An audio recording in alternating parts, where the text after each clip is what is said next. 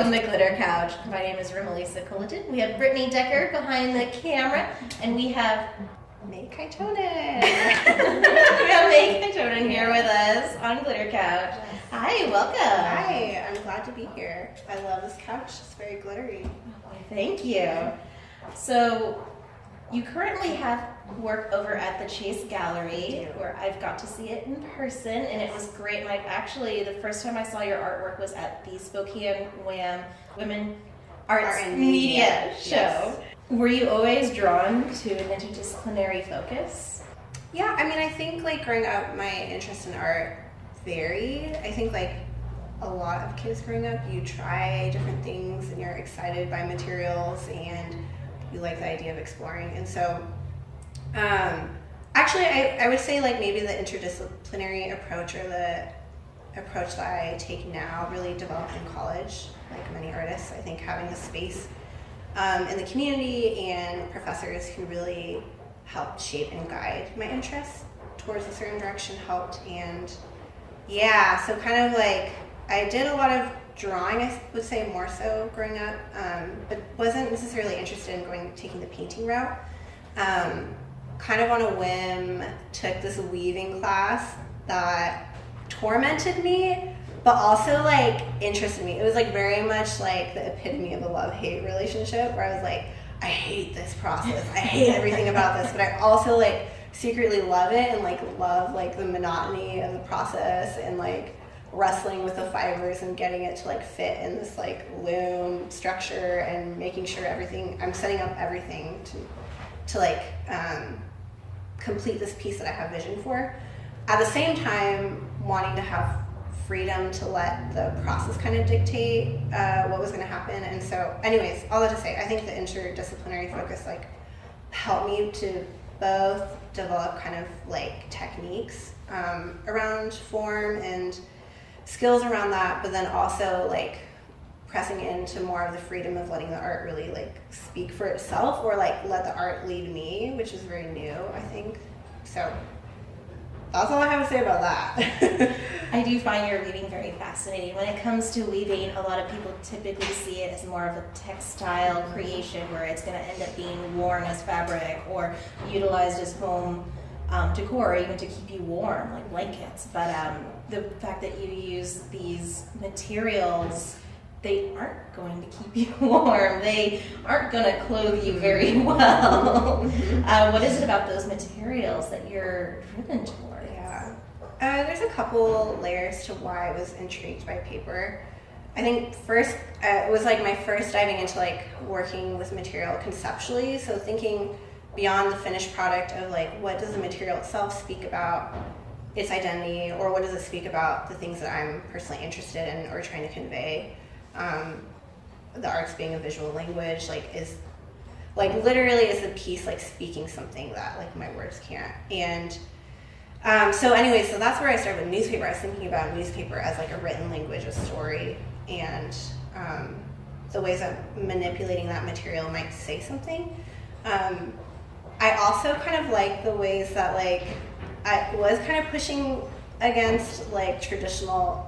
I think like I simultaneously get frustrated, or not frustrated. I think it's funny the ways that my process of material usually is used towards like more practical means. But then because my pieces aren't practical, it's like pushed back against that like practicality. And I think that's always been my wrestling with art even. I came into school, undergrad, 2008, UW, wanting to go into graphic design. And really that was out of a place of not believing that art had a purpose beyond practicality. And there's nothing wrong with graphic design, but I think getting to do something like fiber art or like interdisciplinary work kind of like push back against that like practicality of like, can the art just exist? Does it have to have like a purpose beyond existing? And is that existence okay? Even is my existence okay as a human if I'm not like producing something? I mean, I produce art, but there's a lot of like ideas I have around that, but kind of pushing on the society's norms of what is considered practical and what's savvy and what isn't. Right. Being an artist, you know, in our current culture climate isn't considered practical. Yep. But yeah. And there's even that with like, I think the history of fiber arts, like kind of like historically fibers, or like that medium being like an echoing of like the women's place or women's work, and the ways that like fiber artists in the 70s like subverted that by saying this is not actually going to be about like a woman's place in the home or like creating these objects for practicality. It's going to be like we're going to make them and they won't have a practical purpose, and that's okay. So yeah. So with a lot of your work, there are several common visual motifs in your work, Yeah. such as using gold thread and color red. Can you elaborate as to why you use those? Yeah. So the first piece I ever made, Close Divide, was this like big long tapestry made out of the Seattle Chinese Times and then the Seattle Times. So English and Chinese being intertwined. And so I was working around the idea of like being a biracial Taiwanese American, like feeling that gap between, not like physically feeling a gap between like my family that is still in Taiwan and my existence here in the States, but then also like maybe like the gap in identity around like who am I, where do I fit, and like even like check the box race wise, like I don't feel like I fit these categories. So like kind of almost creating a piece to like hold that tension. And as I like continued to build this body of work that I'm still working on around that singular piece, like I started incorporating other things that would speak to that identity. So rice paper, you know, you find joss paper and like traditional Buddhist ceremonies around like ancestor veneration or like other traditions my family practices. Yeah, and there's even like I found out there's like rice paper that's actually like specifically grown in Taiwan. So I really like the physicality of like I'm like connected to the land through like use of this material. Gold like is another, and red. So the color red and gold are like celebratory colors. Actually, when Dan and I got married in 2014, we had these like red lanterns that I incorporated in our wedding because I really wanted this like touch point back to my family and like other ways of celebrating weddings beyond like the traditional American wedding. And so yeah, I started looking at like kind of pulling materials from my own life and taking, and a lot of that happened to be paper. And so yeah, so those colors kind of touching on like the idea of what does it mean to celebrate culture or who you are, or even just really simply like incorporating aspects of Chinese heritage in my work through that. Also, it's visually interesting to have like something that's like standing out against the newspaper and like the text of the work. So I really love your titles. Thanks. A lot of your work, they are so great. Like, so for some artists, when they title a piece, sometimes it can ruin the artwork. It tells too much. But haven't we all? But I feel like your titles are very like they can lead the viewer into the conversation versus bam, that's the conversation, this is what it's about kind of scenario. So I kind of wanted to talk about like, so it seems to me that a lot of your titles tend to talk about home life and family. Would you like to talk a little bit about that? I had this like weird moment. So I went back to Taiwan last spring actually, so about exactly a year ago. And, you know, spent time with family, had awesome, delicious Taiwanese food, and then came back to Spokane and just had this like soul-crushing week of like, I was just like waking, I mean, I'm a pretty emotional person, but like, it was an unusual, like I'd wake up and just be like weeping, and I like had no idea why. I was like, I know it's something about like having been in Taiwan for 2 weeks and then having to come back here and just feeling really isolated, but it was just like this weird experience. I didn't know what to do with it because I was like, I don't feel like I have resources for knowing. It feels like different than my normal life. Like I just don't, it feels like a bigger story arc in my life of like having to go back and forth and feeling really in between. And what is home for me is home, my family is home, this other culture, you know, but I'm also an American. I like grew up here. I don't know what home means. So I think like the continuing my body of work, like those pieces really came out of that place of like my soul being like, what is home and where do I belong and how do I like, again, kind of like sit in that tension. So I'm trying to think of some pieces, my main pieces on the top of my head. So, like, for example, one of my pieces is called Cartography, and that was very much like kind of a nod towards like that, like cartography being an active map making. So the piece itself was almost like me like tracing a map of like my experience through that, of like going to Taiwan and then coming back and being like, I feel really angsty. But then also, you know, like a nod to like the bigger arc narrative in my work and in my life story. I like to tell a story of when I was 5 taking a nap, or I was supposed to be taking a nap, I think I was 4, and I like got some crayons. This is the only time I ever did this. I like started drawing these huge lines on the wall in my bedroom. And what I was drawing was a map, like my version of a map as like a 4 or 5-year-old. And I woke up my little sister. I was like, I want to show you this map I made. And it was like these lines connecting Taiwan and my grandparents and my aunts and uncles and all my cousins and all my family to like where we lived in, at that time, Spokane when I was a kid. And it was like this back and forth. And I was like showing her, this is the airplane flight, you know, like my little kid version of trying to express like this like far and also close experience. So even today in my art making, it's like I'm still doing that same thing I was doing as a 4-year-old, like drawing this map and trying to show people like this is what's my experience. I think a lot of other people have the same experience if you come from an immigrant family, or even if you don't. Like I think there's ways that like place and location and family and identity like all can be really like interwoven, and be a part of trying to figure out your lived experience. So.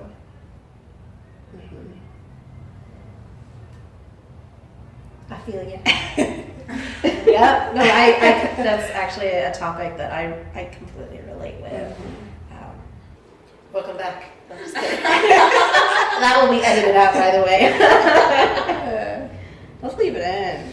No, I'm just joking. You have creative license to do with whatever you want with this. Be careful. I do weird things. You can do all the weird things. I'm okay with that.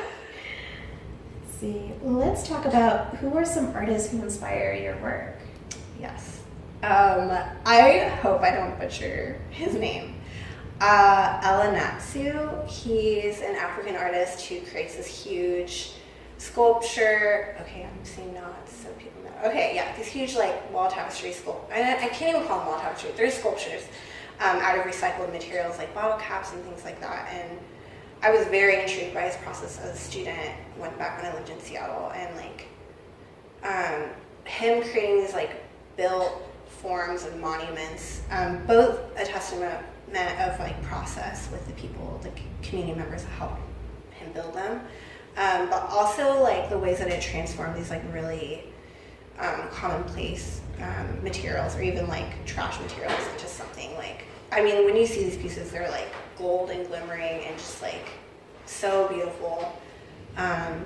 Yeah, and I mean, he has the community engagement aspect of like really providing jobs for people in his community through the art making and teaching, kind of using that as a place of teaching. But he's someone I like love his work. I don't think I've ever actually seen his work in person. That's like on my bucket list of like, you need to do this.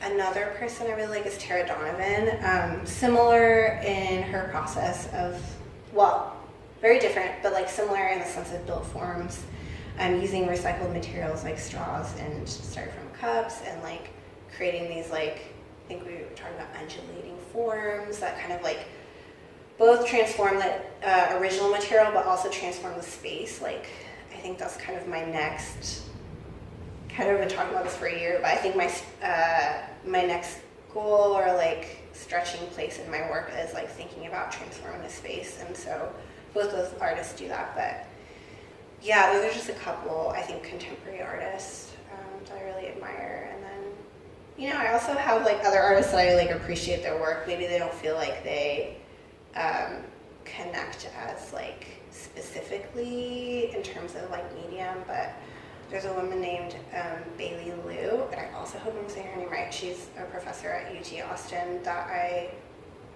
stumbled upon, and her work, I mean, she does talk about, I think, her Chinese heritage through her work, and yeah, thinking about materials and what they speak according to culture, and she's incorporated like aspects of traditional like folklore into her work, which are really cool. And she also does like installation work. So again, like kind of transforming a space or leading the viewer through an experience that I really admire.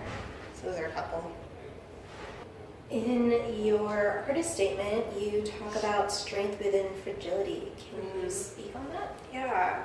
I think conceptually, in my story, talking about kind of that wrestling with my biracial identity, and really in my process, or I think in my like human experience, but also in my art process, there's kind of been this like realization that maybe this thing that has always felt like a burden or like a way that I don't belong or just like a point of angst for me, maybe that's actually like can be a place of strength. Like, is there a way I can like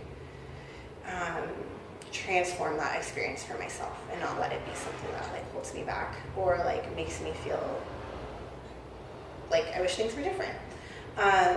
So yeah, I think in that like the weakness, I feel like being transformed into strength. And then the other piece is like the work itself kind of speaks to that on its own. Like paper is a really fragile material, and what I was seeing happen even in my very, very first piece of Starting This Body was I made this newspaper yarn, no glue or staples or anything, was kind of just like twisting it together. And then as I was like knitting it into this piece, it would like snap apart because it's really fragile. And I get really frustrated and I was like, what am I supposed to do? I was like, proposal to make this like huge long tapestry and it keeps breaking and I keep having to tie it together. And so I was wondering, instead of like fighting the material and fighting the ways it was weak, I was like, is there a way to actually highlight that or like let it kind of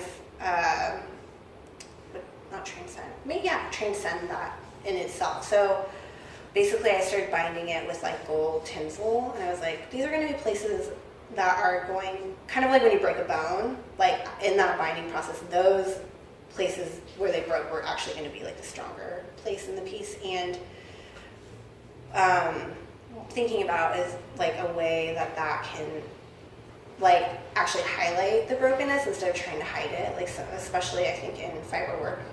Well, I had like professors who were like, you need to make sure your work doesn't show any of like the mistakes you made, and that's true. Like sometimes you need to do that and like not do a bad job with your work. But I think there's another piece of like maybe that is like the part of the process needs to be like let loose in the final product, and maybe it's a way that it will like speak or transform what it ends up being.